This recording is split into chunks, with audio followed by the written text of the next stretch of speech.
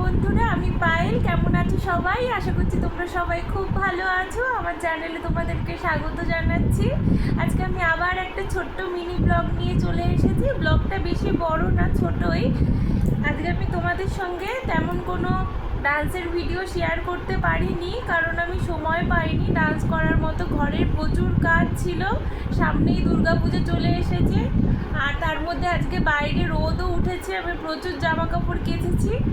এই সব কাজ কমপ্লিট করতে করতে অনেক বেলা হয়ে গেছিলো। তারপরে আমার কাছে ছোট ছোট স্টুডেন্টরা পড়তে এসেছিলো, ওদের পরীক্ষাও চলছে। সকালবেলা পরীক্ষা দিয়ে এসে তারপরে আমার কাছে পড়তে এসেছিলো, তাদেরকে পড়ালাম, পড়িয়ে ছুটি দিয়ে এখন বসে আছি।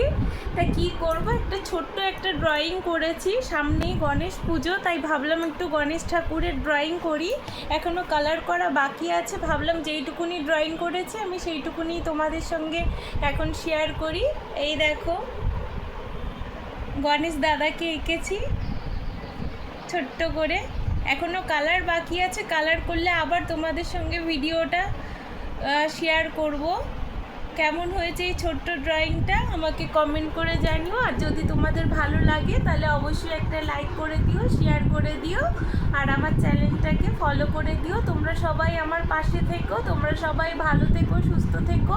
আমি নেক্সট ভিডিও নিয়ে আবার তোমাদের সঙ্গে দেখা করব। টাটা।